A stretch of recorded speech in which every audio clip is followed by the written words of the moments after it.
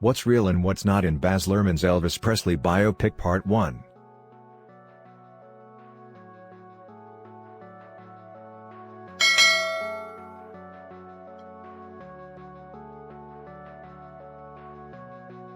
Elvis, however, is correct on enough points, literally or spiritually, that it's worth attempting to distinguish reality from fiction in the film's tale of Elvis Presley, played by Austin Butler, and his virtually career-long manager, Colonel Tom Parker, Tom Hanks. Alanna Nash, Presley's biographer, may be the only person who can offer the truth about both Presley and the Colonel at the same time. Nash, a seasoned music writer, released The Colonel, The Extraordinary Story of Colonel Tom Parker and Elvis Presley to critical acclaim in 2010, and her book has now been reprinted with a fresh afterword. According to Luhrmann, the new Elvis film is not based on her book, nor did he read it, although he says researchers presented him with notes from that and many other key Presley-related books. Many regard Nash's study to be the definitive work on Parker, a former carny who earned his money off the king and whose pros and disadvantages as a very, very controlling boss are still discussed to this day. Variety spoke with her on how deeply she believes in both of the film's main issues. 1. What is your overall impression of the film's truth-o-meter? Are the liberties worth it in order to create an aesthetic image? Is it deviating in ways that appear unnecessary? The timeline. What timeline? Everything is a Baz Luhrmann fever dream. The past, present, and future are all jumbled up and served with 1,000 straws. Aside from Baz's efforts to make this narrative appear woke, the liberties are largely fair, except for Parker. They have robbed him of his numerous successes with his client by making him such an enemy. 2. Is it true that Parker was always attempting to get Elvis to tone down his sex appeal, as portrayed? No. Colonel took care of what Colonel took care of, and Elvis took care of what Elvis did. He enjoyed how Elvis was the one who invited people into the large tent. This man was no idiot.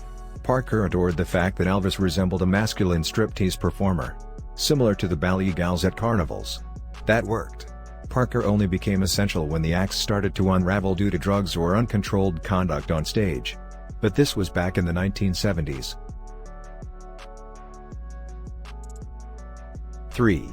Was there late 50s concert riot in which Elvis defied Parker's orders not to move or wriggle on stage?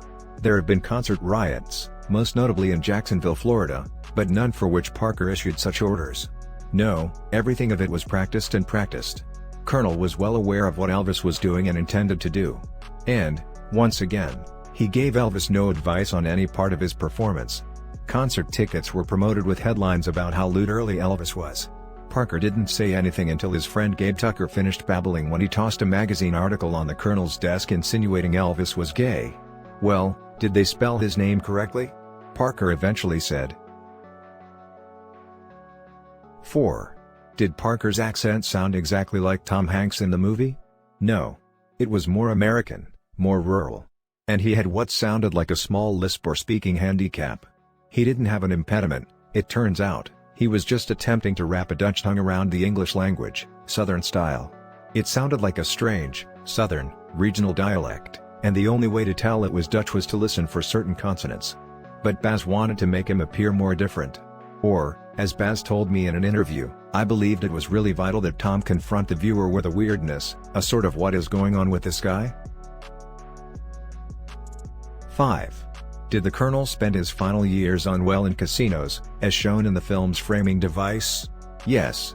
He also worked as a consultant at the Hilton, where he gambled on a daily basis. 6.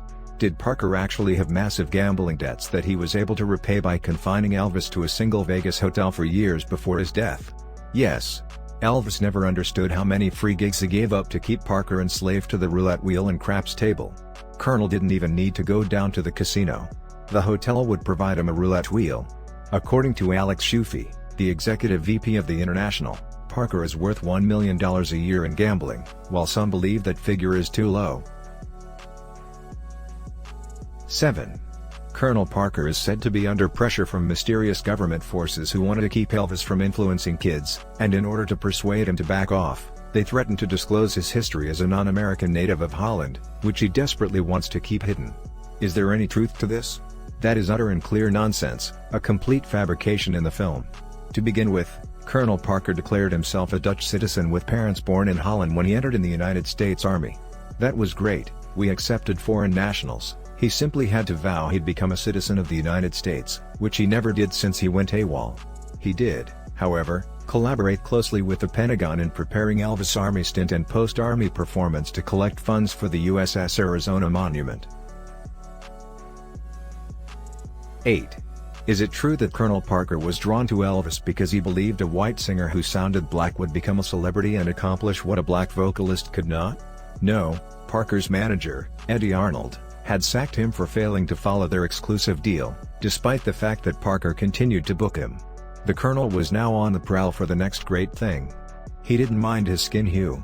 My assumption is that if Elvis had been black, he would not have been as interested since it would have been more difficult to bring him to a bigger audience, especially in the segregated South, which was Parker's strength from his carnival days. Bob Neal, Elvis' initial manager, told me that he had a difficult time getting stations to play Elvis' debut single. Country radio stations complained Elvis sounded too black to play, while rhythm and blues stations said he sounded too hillbilly. However, a couple of them began to play them all the time. With Hank Snow, the Colonel promoted Elvis' first major tour.